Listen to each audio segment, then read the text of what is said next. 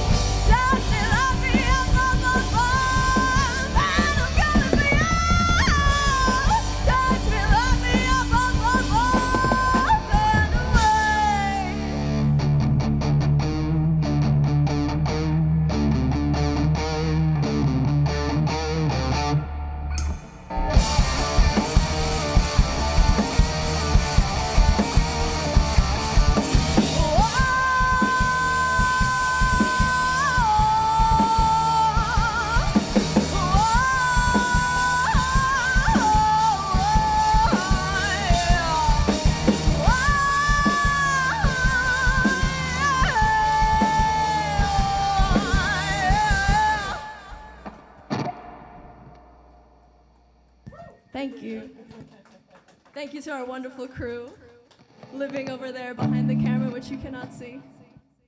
That was something that we just recently wrote that we're eager to share. And this next one, well, the next, most of them, is going to be off of our second album that we just released on November 11th. You can stream it everywhere, Spotify, YouTube, all that jazz. It was wonderful. It was a labor of love. And now we're going to give you 1, 2, 3, 4, 5 songs from it. We're just going to give our boys some time to tune from the depths of D.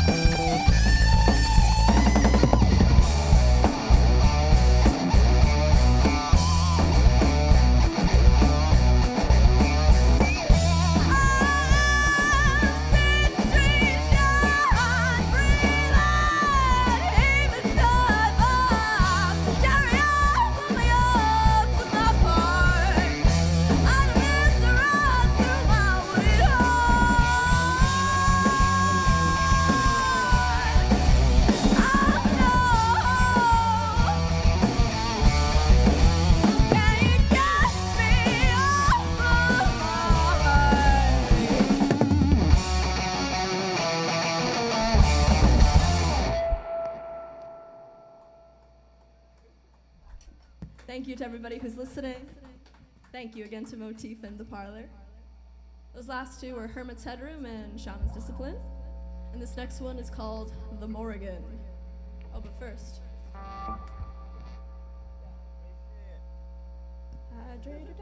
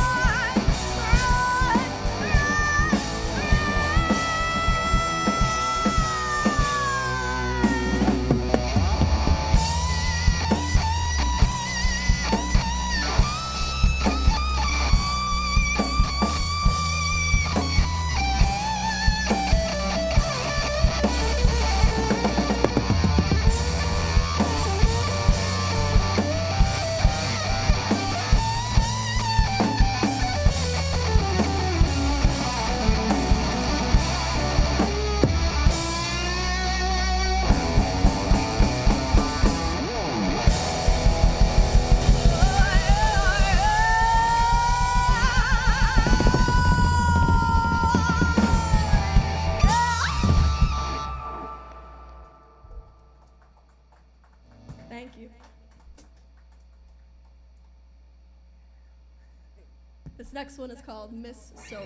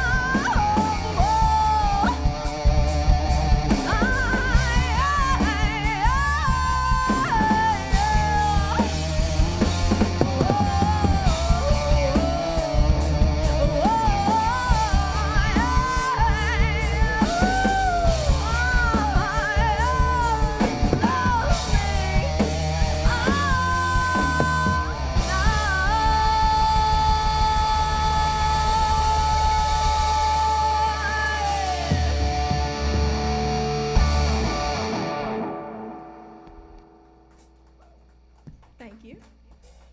All right, this is our last one. You've been a great audience. Thank you. This last one is called Heat. The boys are hot up here.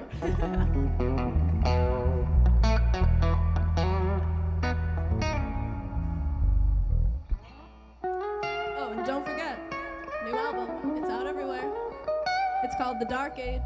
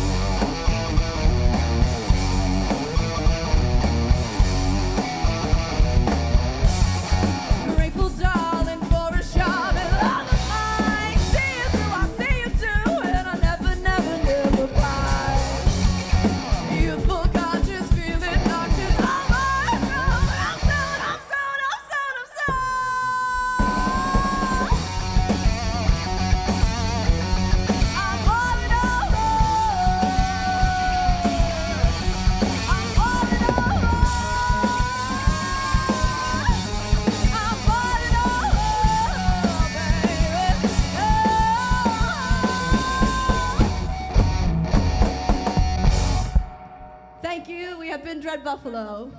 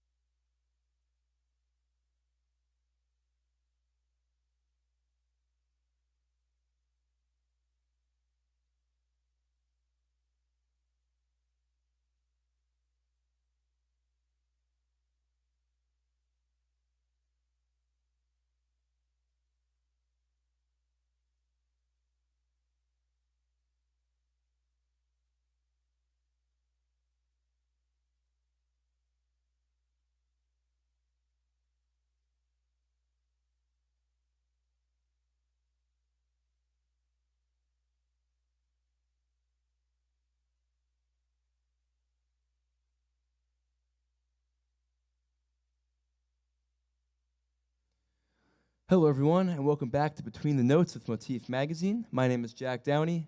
It's great to be back. It's been a while since I've done one of these. I think the last one I did was June, so I've been away for quite a while, but I'm very happy to be back. I hope you're happy to see me.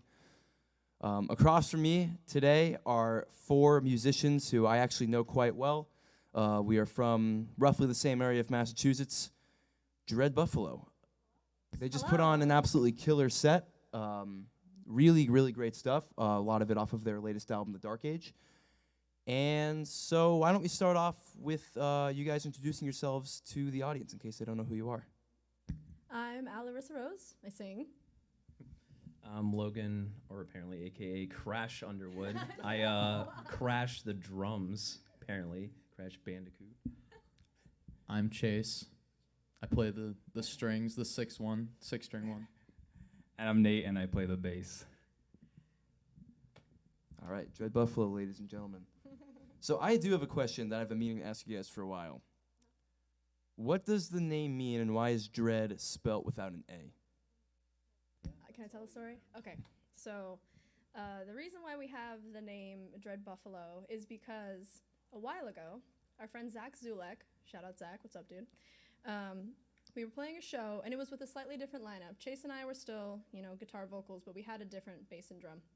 And it was after the show, my friend Zach was like, hey, can I tell you about this dream that I had? And I was like, oh, of course, absolutely, like, let me know. So he starts talking to me, and he's like, so I'm running through a tunnel, Indiana Jones style. There's a boulder going behind me, but it's not a boulder, it's a witch doctor. And he's running past me, and then in true dream style, I end up in a cavern. The witch doctor is in front of me, obviously I'm talking as Zach, blows dust in my face, and in the dust, and he specifically said in neon lights, which really caught me, D-R-E-D Buffalo, and he said that he was cursed with the curse of the Dred Buffalo. And at the time, we had a slightly cheesier name, like a cheesier band name, because we had been gigging already, but we just didn't have it together yet. And so I was like, boom, yeah, that's our brand new name. So yeah, it was just our friend's dream, and we kind of rolled with it, and the curse of the Dred Buffalo kind of stuck. Yeah, wow, that's a lot cooler than I expected. That was really cool. When something comes to you in a dream, I think you have to know at that point that it's fate and that you kind of have to just go with it. But especially when a friend's like, can I tell you about this dream that I had? I'm like, right. Yeah, like it wasn't even one of your dreams. It was someone else's, and they passed it on to you. Yeah, exactly. Yeah.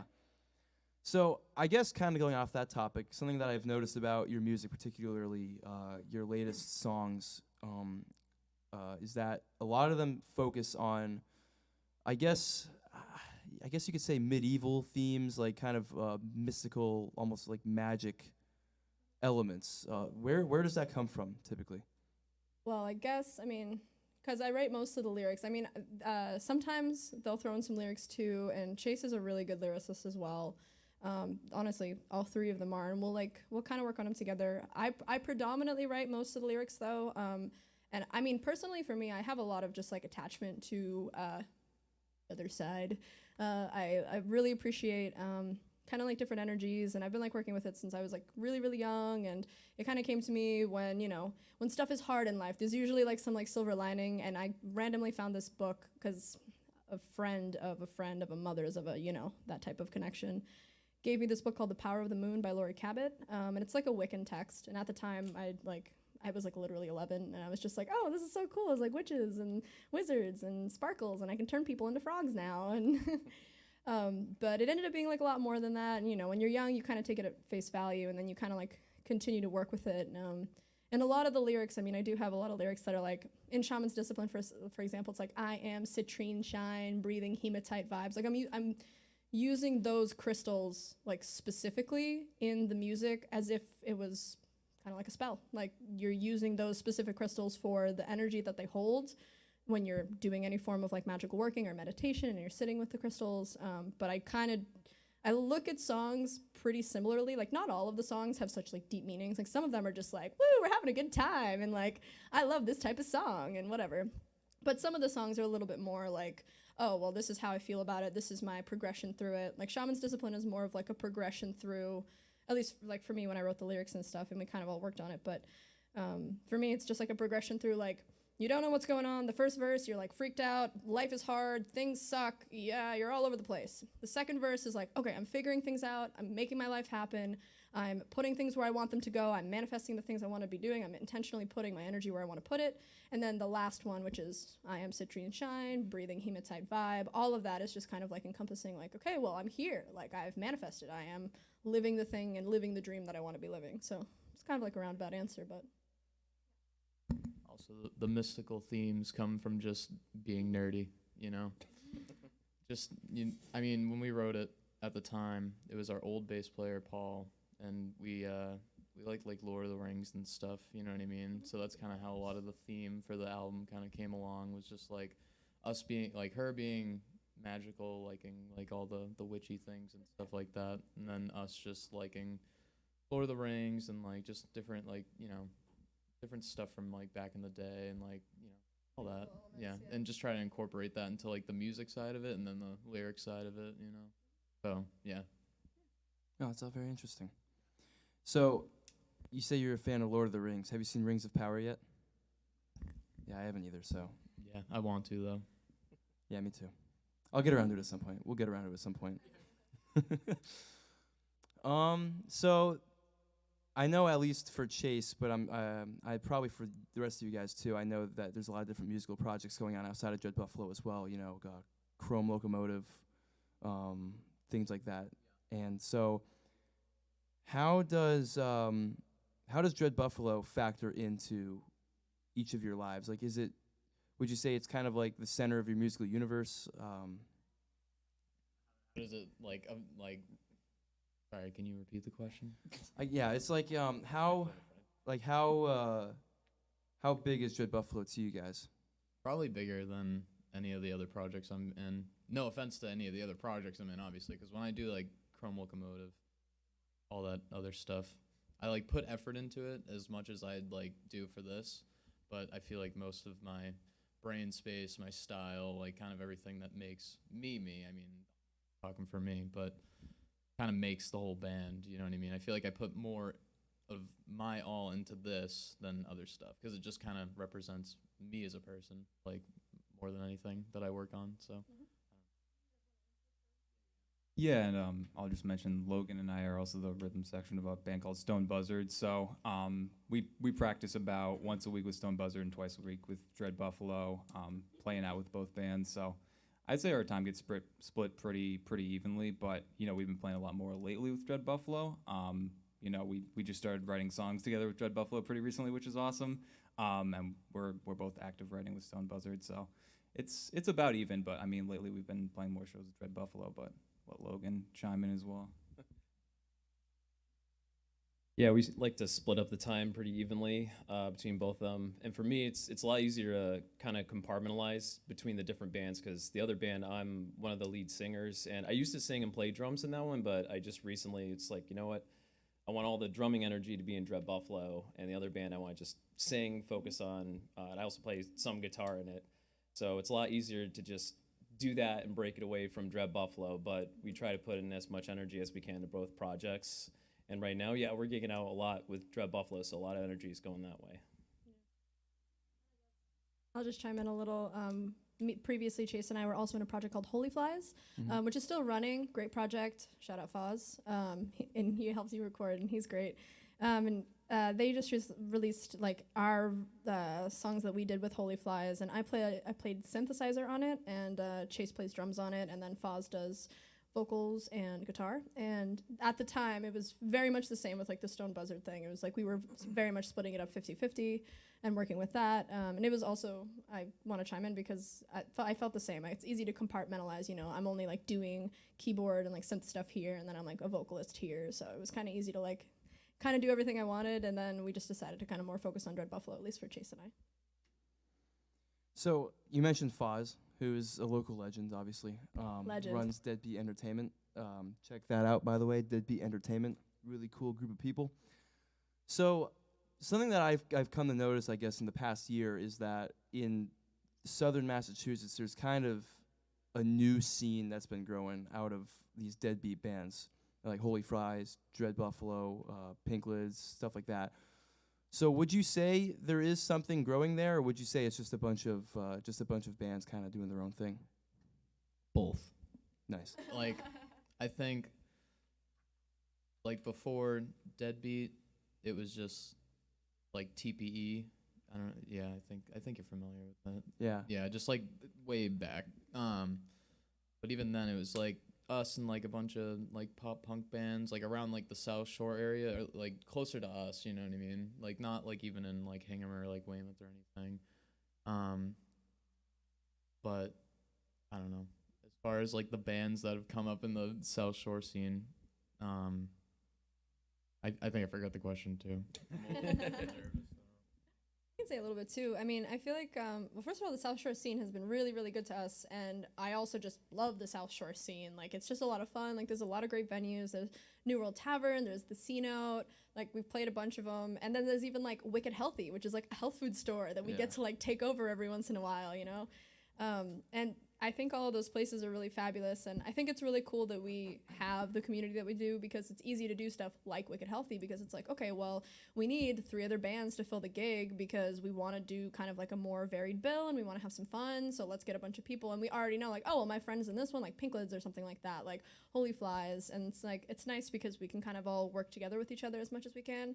I also feel like a lot of times too, we're like, everybody's kind of, we like do stuff together, and then like I'll see like Holy Flies go to like, I think like Worcester, and like kind of go to other areas, and then like for us, I mean, because of Nate and Logan, we have a lot in like the Providence scene. Like we're at the Parlour right now, and it's like this place has been really good to us. And what's the other one that we always play? Oh, Dusk is wicked great. So it's cool. Like I think we all really enjoy the South Shore scene, and then we all really enjoy like branching out and like going to new places. And you know, we're hopefully going on tour next spring summer, so it should be fun to like kind of go and see some new places. Where are you guys trying to tour to? My goal is to go as far as like Asheville, North Carolina, because I've just always wanted to visit, because it's just cool. I mean, you know, fingers crossed. It's one of those things where it's like, we're gonna do our due diligence, we're gonna shoot for the moon, land among the stars. But yeah, so that's a fingers crossed moment right now. But we're getting there. We're making some plans, making some moves. That's awesome. Mm-hmm. So you mentioned that before this current lineup of the band, there were other people who had been on drums and bass. How did you end up finding the members for your current lineup? Current lineup? Yeah. Yeah, so we, you know, had our member things. We've gone through a bunch of different member changes, like even since our like first show when we were out originally. Rosebuds. It's like Voldemort.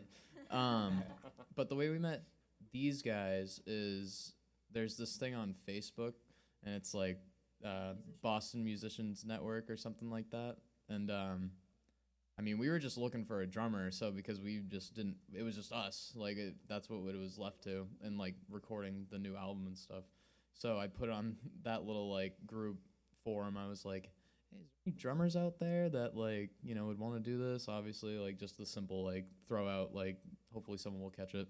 And then he messaged and was like, yeah, I'll do it. Yeah. And I don't know if it was serious at the time, but Well, no, it wasn't at all.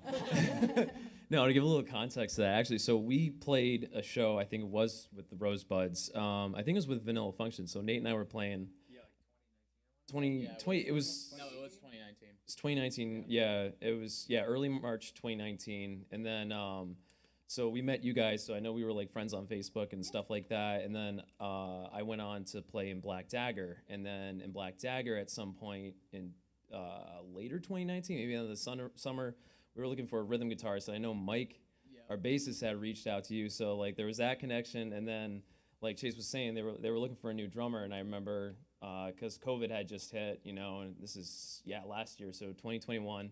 They put it on Boston's Musicians Network, and I was at the time living out way in Western Coventry, like right near the Connecticut border. So I saw his message, and I'm like, you know, there's not much going on. Like Stone Buzzard was doing stuff. We were focused on recording, like we weren't playing just yet. I was like, okay, well, this would be fun. I just like I want to join, but I'm like pretty far away, so maybe we could make something work. I don't know. Cause where were you living at that time? Was it Plymouth? Yeah, we were living in Plymouth at the time, and I remember, you said you were out in Coventry, and we drove, I think, like an hour and a half, maybe almost. Oh, right, because we were doing a gig with Holy Flies. We did like a little mini. We did a mini Connecticut tour with Holy Flies, which was awesome. We played Red Wana and the Crunch House. Shout out to both those places, awesome spots. And yeah, we did like a back-to-back show with them, and then we were like, well, we're coming up from Connecticut anyway. Do you want to jam? And we did. And then he was like, I know a bassist because we needed one at the time. And I mean, now the rest is history, and we're here. Awesome. A little context, Nate and I have been like friends since high school days, so we've been playing together for a long time. So I was immediately like, I know a guy. Yeah, exactly. I know a guy.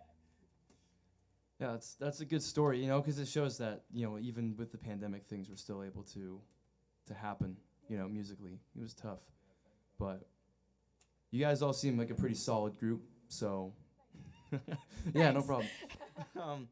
So you just put out a new album, The Dark Age, your second album, right? How was the recording process for that? Because you said it was a labor of love, right? Those are your words. So I think Chase and I can answer this one pretty effectively. I'll start and then Chase will go. It was really wonderful. We worked with Gary Alex, and he's part of like Mic'd Up audio production, and it's pretty much just like he has a studio in his house, and he's fantastic. He did our first album as well, and the first album, just for context, we recorded, mixed, mastered, produced everything, like album art, cover, everything was done in 3 months exactly, literally. And that was because we had a full band at the time, and we were doing a live take, and I had like a scratch vocal take, and then we just did some overdubs for things like solos, and we had like a vibra slap on like some of the songs, you know, just stuff like that. So that was 3 months to the day. Now the second album took 363 days. It's not because we were working every single one of those days, obviously, but it was things like COVID scares, a computer exploded, like his computer exploded, which luckily he had an external hard drive that everything was on, but if he didn't, we would have just started over. And that was a really scary like 2 weeks when we were figuring out like if anything was even gonna happen again. But yeah, and I mean, on top of that, and I'm gonna pass it over to Chase because Chase did like most of the drums, bass, and guitar, with some of the bass being our old bassist and some of the bass being even Nate did one, but I'll let you take it from here. Yeah, labor of love. Like, that's like the best way you could probably put it. But yeah, so kind of had a little trouble like in the beginning because like I did all the drums on the album.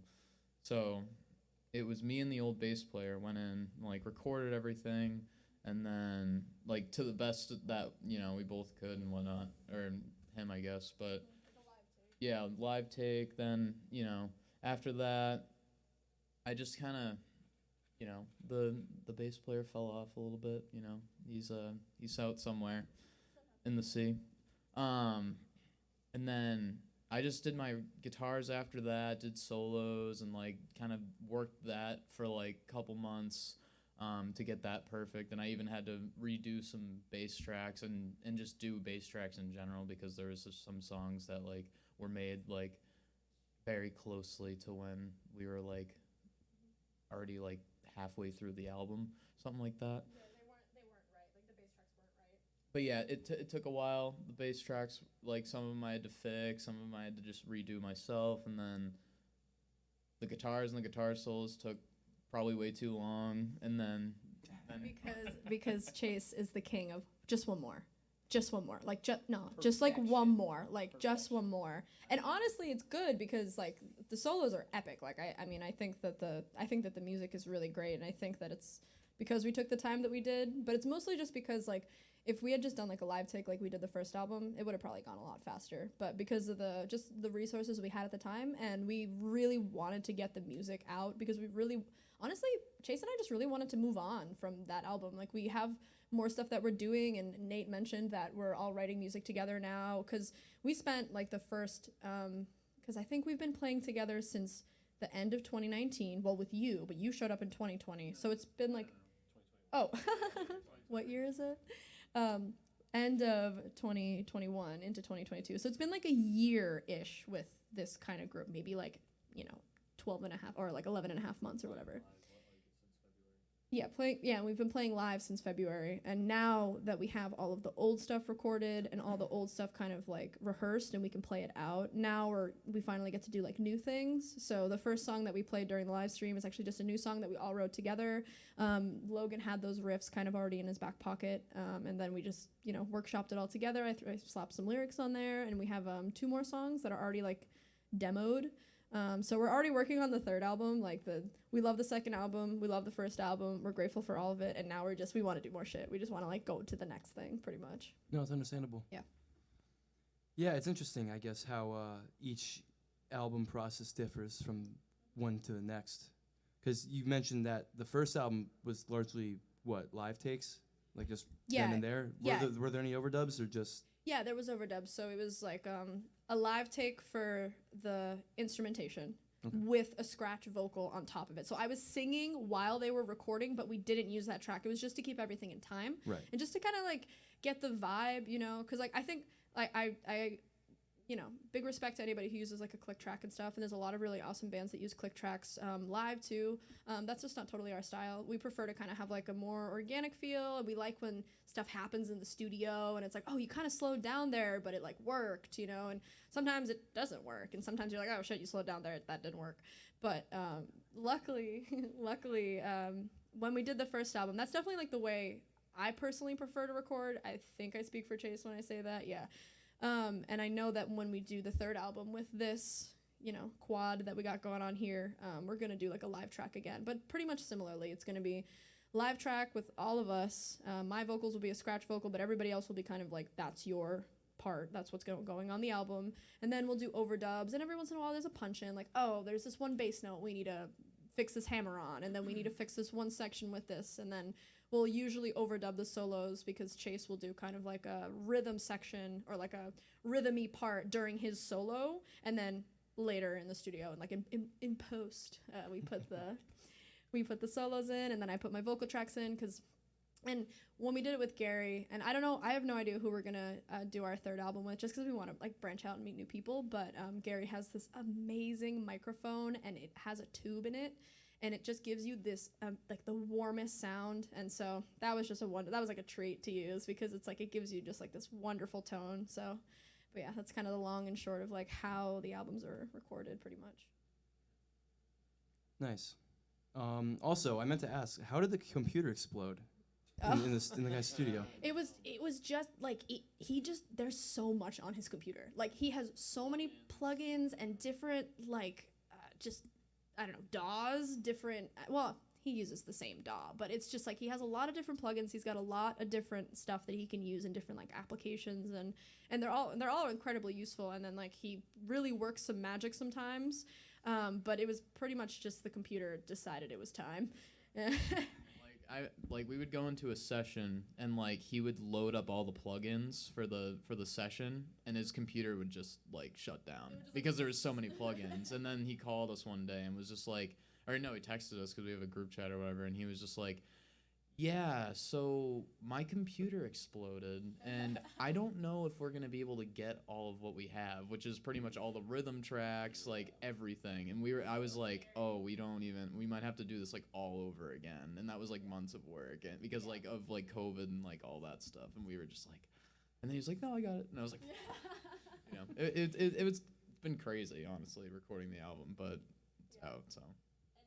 Honestly, that's why it's kind of labeled the Dark Age, because like it was a dark time for Dred Buffalo. Oh, yeah, we were going through some membership changes, which ended up being kind of like losing some, like not like losing some friendships, but like friendships changing what they looked like, and we ended up we even moved during that time, and there was just a lot of stuff that for Chase and I personally, because at the time we weren't really recording with Nate or Logan yet, but for Chase and I personally, we were just going through it. Like there was just like thing after thing after thing, and COVID and the computer and this, and so it was the dark age. A lot of the songs, I mean, even Hermit's Headroom is about like drug addiction and people who just, it's really difficult to get out of the grips of like certain addictions, and it's really frustrating to see your loved ones kind of like fall into that tube, and that's like one of the darknesses that we experienced during that time. So it's another reason why the album is called what it's called. So was naming the album The Dark Age kind of almost like giving up those I guess those negative times, I guess you could say, like just kind Yeah. of Yeah, like leaving it in the past. Like we were just like, because the same way we felt about being like, I just want this music recorded and out.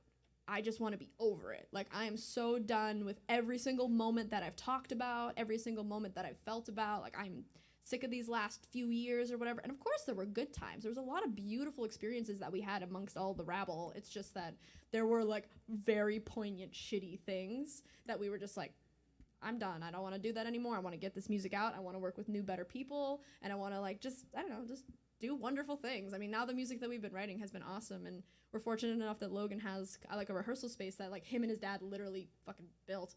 Oh my God, can I swear? This is YouTube. That's fine. I was like, whoops. But no, yeah. So that being said, like we now have just, it's just a lot better. It's like a breath of fresh air. Honestly, like working with these two has been a breath of fresh air for Chase and I. So what would you say the big inspiration behind the third album is so far? Ooh, that's a great question. Yeah, Chase was just saying, we're yet to find out because I don't do it the way everybody else does it, and I know that maybe they'll even have something to say, but I like to make art. I like to like make it as it goes. Like for me, it's kind of difficult to be like, oh, that's my end goal, like A to B. I'm painting a bee. I know it's gonna look like a bee. It's gonna be yellow. It's gonna be black. It's gonna have wings, you know. But we just kind of like jam. Like we just jam, and then Nate will do this like crazy bass thing, and we're like, yeah, that one. And then I like record it on my phone, and then like he's like, oh, 16th notes here. I don't know if you guys want to like talk a little. Yeah, I was gonna say like right now the inspiration is just like the spirit of collaboration because like it's our first time actually creating music together. I mean, we've done a lot of even when like we first joined, there's like demos that date back to like the first couple of jams. Like and I was still learning the songs and the whole set list and all that. But yeah, I would say just the spirit of collaboration. I don't really think there's an agenda right now or a theme. And then I think that will just be kind of discovered as we go along, like you were saying, and especially like once lyrics are being written and whatnot. Right now, it's just like we're just jamming on some tunes, and then we'll see where it goes.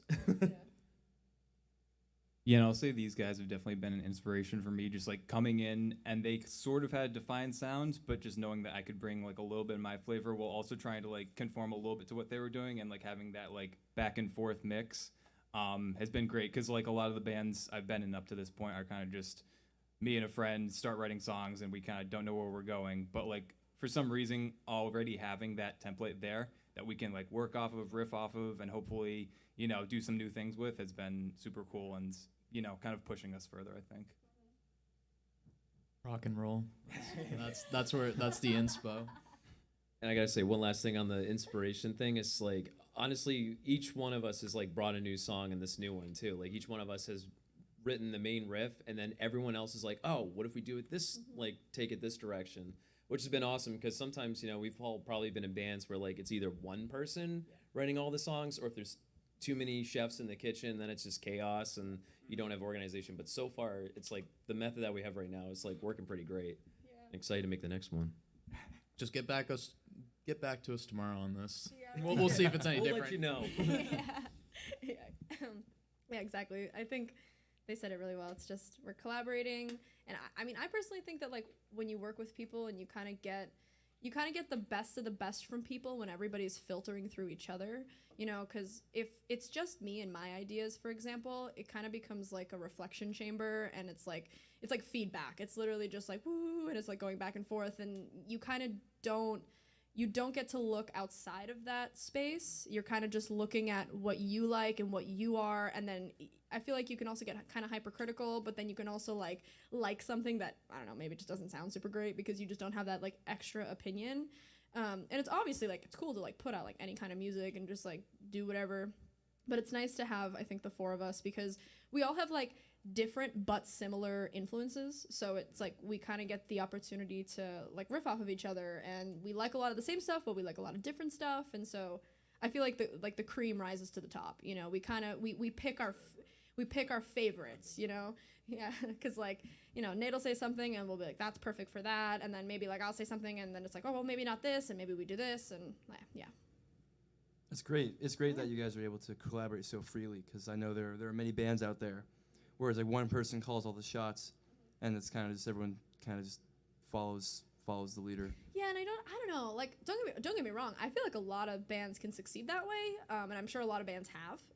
But I also like, I just personally like that's just like a lot of pressure. Like, I don't know. It's like, I mean, I'm the lead vocalist, and so maybe usually that's like the lead vocalist's job because it's like you're the face of the brand or the whatever. But it's, I don't know. I don't personally like subscribe to that. I really enjoy having everybody just present as much as they can be, and they're also involved in it. Because if you're just playing somebody else's music, which again can be amazing, like it can be a wicked fun time, and that's like, if that's what you love to do, that's what you love to do. But for Dred Buffalo specifically, even from the start, back in like, oh my god, like 2019 when this whole project even became, I was like, okay, I want everybody to be like 25% in this. I want it to be like a full 100%, and I want us to all have that say, because then everybody's invested. Everybody wants to do it. Everybody shows up on stage and they're like, fuck yeah, this is my song tonight. And we're going to play your song next, and then your songs after that. And even then, it's not even like this one's yours and this one's mine, because the way we write it, they're like ours. Like the writing credits for the third album is just going to be like Dred Buffalo. Like it's just going to have like all of our names on it. It's not like, yeah, it's a melting pot. Exactly. It's just all of us, so. It's not Lennon McCartney, it's the Beatles. Right, exactly. Yeah, no, Ringo it's and Harrison in the back. right. It's Dred Buffalo, yeah. Chase just said, but in fine print, you'll see Chase Kabako. Do I have time for any more questions, or are we wrapping it up? All right. Well, it's been an honor to have you on the podcast. Where can people hear your music, and what social media can they follow? Yeah, so we're on everything. It's Dred Buffalo. If you put a .com after that, that's our website. You search us up on Instagram, that's just our Instagram. We're Dred Buffalo on Spotify, Apple Music, Amazon, Deezer, Smoke Signals. We're there. We're everywhere. And we also have an email list if you're not feeling like being on social media, because sometimes that can be a cancer. It's on dredbuffalo.com. It's just right at the bottom. It says join the herd, and you too can be a part of the herd. Is that your fan base, the Herd? Yeah. Nice. Yeah. The Herd. Awesome. It kind of works with the Buffalo thing, you know? Yeah. Yeah.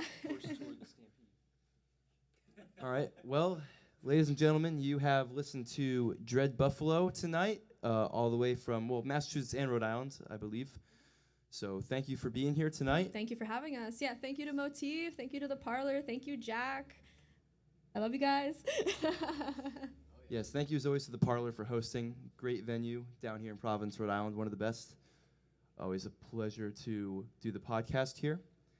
And yeah, it was great to be back. I hope everyone enjoyed tonight's performance. And if you want to go back and watch it at any point, you can go onto Facebook and you can watch the video of both the performance and the interview, and you can hear the audio for both those on Spotify under Between the Notes. So if you want to come back and revisit this again and again, that's how you do it.